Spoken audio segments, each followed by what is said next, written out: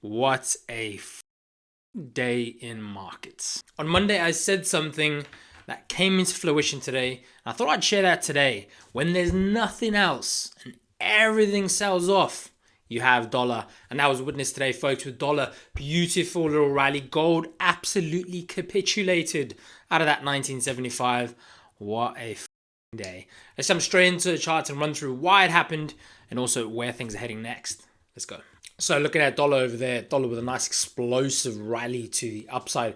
Price came just shy of my area of interest of 100.50, but we did have that nice little rally. So just to run through what happened yesterday, I understand there's been two major events. We've had the Fed raise rates. We've also had the ECB raise rates. But it's not exactly about what they do today. It's more important about what they do going forward. So yesterday we had the FOMC, Fed Chair Jerome Powell and his fellow members raise rates by 25 basis points. But they also reiterated a very unclear stance and path ahead for the Fed. That being said, a very unclear path for the Fed did leave room for dollar bears. So dollar bears stepped in over there. Today, we obviously had very aggressive GDP numbers coming out of the US, and that obviously propped the dollar a lot higher. So when you are looking at these instances and these situations, you want to ask yourself, how can I position myself for ideally best case scenario should there be that growth that the Fed constantly reiterate? And there again, they reiterate their stance of data dependency. They don't know if this is the last hike. They don't know if they're going to hike even further. They don't think they're going to cut. So that means they're relying on a very strong economy, and a strong economy is going to be providing a lot of jobs and so forth. So dollar with a nice little rally there. And then obviously the ECB, beautiful. I mentioned it this morning to my members in my live calls that we could have seen a reversal out of 111.50. So straight little rally into the high there, folks. I would have liked it a little bit higher into that fib region on the daily, but we cracked a lot lower. Now let's cover some of the reasons why this has happened. So the ECB, despite them raising rates by 25 basis points, they predict a very bleak future for the Eurozone. We've seen the Eurozone absolutely capitulate. We've seen German PMIs slash into the 30 mark. We've seen that real slowdown in the Eurozone. And there again, we got to look at the data and we got to ask ourselves if they are data dependent and they are reliant on all this growth to sustain interest rates at these levels, number one. And if they are going to continue with this optimistic tone going forward, they need the data to back it up. And simply looking at Euro right now, looking at the Eurozone economy, there isn't enough data and there isn't enough growth to sustain interest rates at these levels. So there really is a lot of downside, in my opinion, for the Eurozone, for the ECB. So we can capitalize on that by selling rallies in the Euro. This morning, I reiterated something. I'll try and insert a clip over here. Euro, if we do have a dovish ECB, we're going to have a weaker Euro on that release. So all that means is, in terms of positioning, a weak dollar right now has positioned a stronger Euro. And for me personally, I'd like to sell that Euro strength. But I did favor positioning myself to sell any Euro strength. The reason that is that there's no outstanding growth in the Eurozone to sustain and to give the ECB the type of optimism that you would need for this long-lived rally. So we did look for strength, and that was witnessed in the likes of Euro Yen and Euro Dollar. Euro Yen obviously positioned to the downside right now, but we came beautifully right into an area of interest. But in this instance, we are looking for where the Euro was trading at higher levels.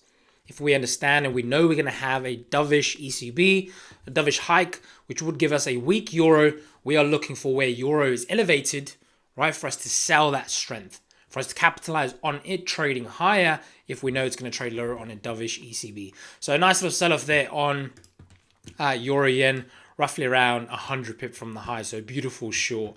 And then Euro Dollar, obviously, massive meltdown, over 140 pips from pre-ECB highs.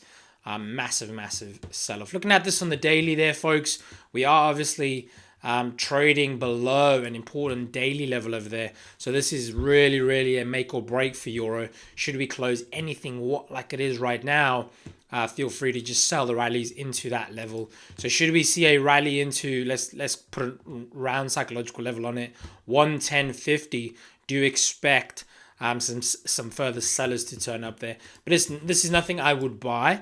This is something I would just now shift my focus to selling the rally. So keep that one in mind. And then last but not least, gold. Beautiful, absolutely stunning sell-off out of the highs over there. Price came nicely into that 1975 handle, and we had that beautiful washout on gold. Now, looking at this, why did gold sell off? Even though GDP came out better, right? Why did gold sell off? Gold is a safe haven asset by definition.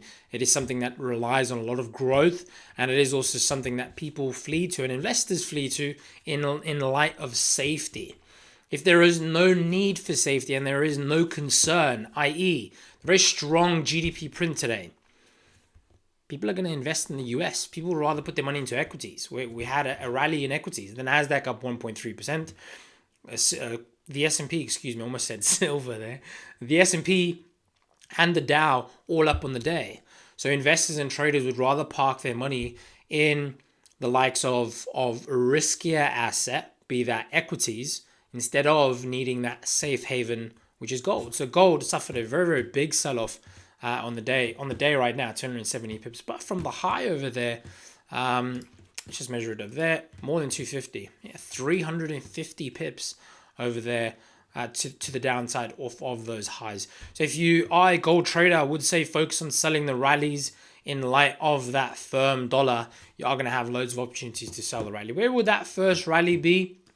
Now that we are trading below 1950, which is something I've been waiting for quite some time, we can go ahead and more than likely try and look for these wicks to come and get filled. So anything into 1960, anything above 1960, I do feel there's going to be selling the rally opportunities on that one.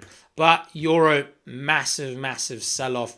Should we close anything like we are on the daily time frame, that's a beautiful, beautiful shooting star, massive, massive engulfing below a daily area. Cable, same thing, cable. Nice little sell-off there. I expected anything above 1.3 on cable just because of its round psychological handle. More importantly, we had that massive slowdown in UK inflation, so we could expect an equal but very relative dovish Bank of England to follow dovish Fed, dovish ECB. So the tone's following through. Everyone's following the Fed now. They're going to remain data dependent. They're going to remain in their stance. They're going to need further data. But come on, you've got to look at the data to see clearly that they can keep rates higher for longer. That's not a problem.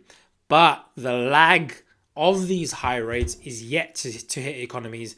And I do think the Eurozone and the UK are really going to suffer very, very soon in the next 6 to 12 months. So yeah, be very careful if you are using trading as that hedge to your inflationary risk and to a recession risk. Make sure, and please take my advice on this, make sure you manage your risk. If you can manage your risk and obtain an edge in markets, right, that's your goal ultimately, you are going to be able to sustain a long-term profitability outlook in markets. But if you are in this for those quick short gains, folks, the market's going to come and catch up to you, and it's going to come and bite you in the ass. But that's all from me. Have a great day. Have a great Friday tomorrow. Keep that risk tight.